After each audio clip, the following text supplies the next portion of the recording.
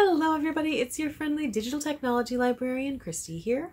We've reached another Friday, so of course I have another Film Rec Friday ready for everybody out there.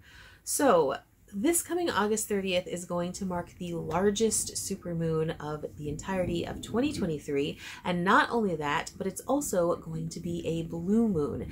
Blue moons only happen every 2 to 3 years. The last one we saw was in 2021, thus the whole saying once in a blue moon.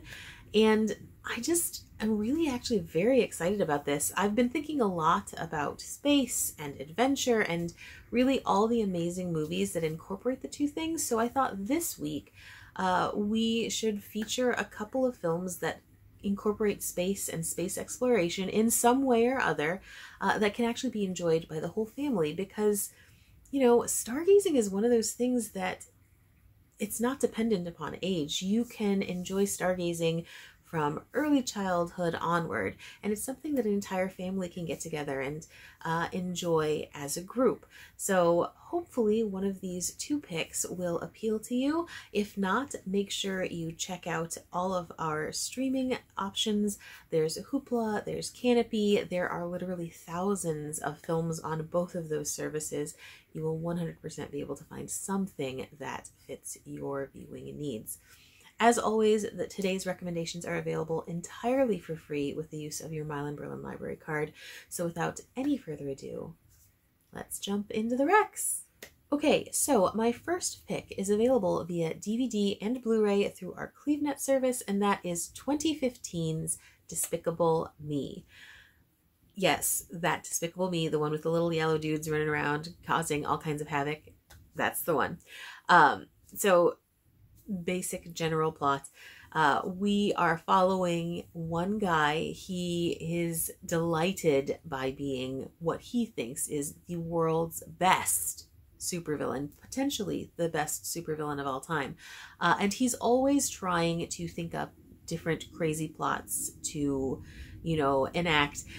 And the problem for him is that he struggles to get a lot of respect within the supervillain realm.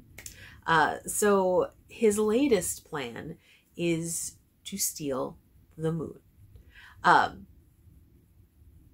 What I love about the incorporation of this sort of moon plot is that the scriptwriters did incorporate a fair number of elements of what the moon does. Why is the moon important? It's not just sort of there in the background. And while that's certainly not the main part of the story, for me anyway, when I watched Despicable Me, it is really kind of awesome to see that they incorporated like actual science, not the science of stealing the moon, of course, but like what the moon does, like tides and things like that. Beyond that, though, it's just Despicable Me is an absolutely lovely, lovely film. If you've not seen it before, you absolutely should. It is a great, great family film. Gru, this central supervillain that we are following, ends up taking in these 3 orphan girls. And of course, you're with a character who is very self-absorbed and self-centric in that his entire reason for being is his work as a supervillain. So he really learns to open up his life with these girls, and they're just all so well played. Gru is portrayed by Steve Carell, who is phenomenal no matter what he does. I was honestly a little bit surprised how much I loved him in this voice only role. I feel like for me, when Carell performs, it's such a like total physical performance. He's got such great facial expressions when he's doing his comedy and he's doing his work in general, that I didn't know if just the voice would translate, but it totally does. He does such an amazing job. Both from like the overt outrageous comedy stuff in here, but also with like the subtle sort of affection that he has for these girls who essentially become his daughters. And the child voice actors are really, really solid in this too. Sometimes I feel that performances can be quite off-putting, seems strong, but there are definitely times when I feel like the child voice acting is just not up to par compared to the adult voice acting. And this is not the case in this one.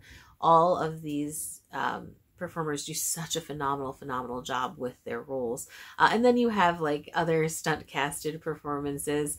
And it's just all really wonderful. Russell Brand is this ridiculous older mad scientist sidekick. It's just glorious. This is just a funny, absurd movie. And you know, it's a successful franchise for a reason. I get that, you know, maybe some of the subsequent films are not as phenomenal as this one was, but they're all, they were popular because they're good movies. They're fun movies that you really can enjoy as an adult, or you can enjoy as a child. And it's never uncomfortable to watch with the whole family. It's one that works on tons of levels. The humor, you know, like the overt sort of slapsticky stuff is great for kids, but then there's a lot of wordplay thrown in, and it's just a great fun film that does happen to have sort of an integral space element to it. And I really do enjoy that. The way they set it up is just so much fun, and it's just delightful. If you grew up watching like Scooby-Doo, there are definitely like Scooby-Doo elements in here, like the almost breaking of the fourth wall parts in addition also make it just that much more enjoyable.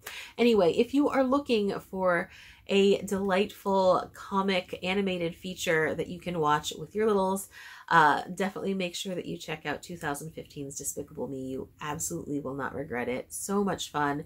And it can also spawn a conversation about the moon and what the moon does and how it affects the Earth. Okay, so my other recommendation for this week is available also on DVD and Blu-ray via our CleveNet service, and that is 2005's Zathura. So in Zathura, we are following two young brothers played by Josh Hutcherson and Jonah Bobo after they are left in the care of their teen sister, played by Kristen Stewart, and told by their father that they have to stay inside. That is the one instruction he gives them. They are expecting the day to be very slow and very boring, and they already have a bit of a contentious relationship between the two, you know, like a lot of brothers do. And they suddenly find this old school space-themed board game and decide to try and play it together. Unbeknownst to them, this game is sort of tied in with reality, and as they play the game, their whole world starts to shift and change, and they suddenly are in outer space, in their house, which becomes a viable spaceship, and they have to play through this game in order to get back to their own world. If this sounds a little bit like the space version of Jumanji, there's a reason. So Chris Van Allsburg is the creator and author and illustrator of Jumanji. He is also the creator, author, and illustrator of Zathura. So there is that commonality. There's definitely, you know, board game comes to life trope. But it is a very different film. I do think that while some themes are quite similar, it's not the same movie in any way, shape, or form, and it's totally worth watching. I think if you happen to like Jumanji, you will probably like Zathura as well. But Zathura is great for people who are looking for something sci-fi, but also that want a bit of that, you know, family drama going on too. The relationship between the brothers is really central. And like I mentioned, you know, if you have siblings, you know, there's always going to be a point in your lives when there's a lot of friction, when everything, if you're an elder sibling, everything about your little sibling irritates you. Or if you're the younger sibling, you know, you just want your older sibling's attention. Like that, I think those are common threads that most sibling pairs talk about, that you know, you go through a period of time when that's just the overarching feeling that you always have, and that's very much the central theme in this, you know. And really learning how to appreciate the other. That's the big part of this movie. Throwing in aliens, robots, space, weird floating houses, Dax Shepard showing up as an astronaut randomly. It's really such a fun movie, and I think the acting is really so good. I'm definitely one of those people who, if you can make me care about a character quickly, I'm definitely invested in the film, and you 100% will feel that way. It doesn't matter if you are someone who generally strays away from films that follow kids or not. This is just very well done. As I was mentioning, you have, Dax Shepard, who shows up to sort of help the boys return home, but there's definitely this mystery about the astronaut that he plays. Who is it? Why is he here? Is he some sort of NPC that we just have never, that is just sort of not mentioned? And that's something quite intriguing to follow along through. You also have some great stunt casting besides Dax Shepard. Tim Robbins plays the boy's father. And, it's just always interesting to see like these really rather big name actors playing bit roles in films that really center around these younger characters. And why did they take the role? And is it something that, is because they really loved the part, or for other circumstances? Anyway, within Zathura, you have all of these standard adventure tropes, but you also have a ton of humor in it. It is quite funny in places, but it also gets kind of harrowing. They do deal, as I mentioned, with some pretty intense scenes of action, and it does put you on the edge of your seat. You do, I mean, it is a family film, so odds are they're going to be okay. No spoilers there, but just odds are. But it still really grabs you and pulls you in. And I think that's pretty awesome of this particular movie. And again, that's something I think Jumanji did. I'm sorry, I should have stressed the original Jumanji with Robin Williams and Bonnie Hunt and Kirsten Dunst. It did so well to work on a lot of levels, whether you're a child or an adult watching the movie.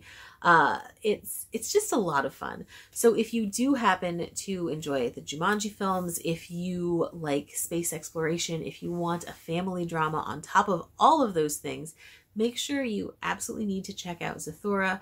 Again, it's available on DVD via our CleveNet service. Okay, so those were my recommendations for this week as we approach the oncoming blue moon. Please do consider checking out the whole blue moon phenomenon again on August the 30th. It's going to be amazing, and I'm super duper excited about it. If you have any recommendations for space-themed films that you would like to share, please make sure you comment with those below. Or if you have recommendations for themes for us to cover in the future, I definitely am always looking for help on that. As always, thank you so much for joining me this week, and hopefully I will see you next time. Bye-bye!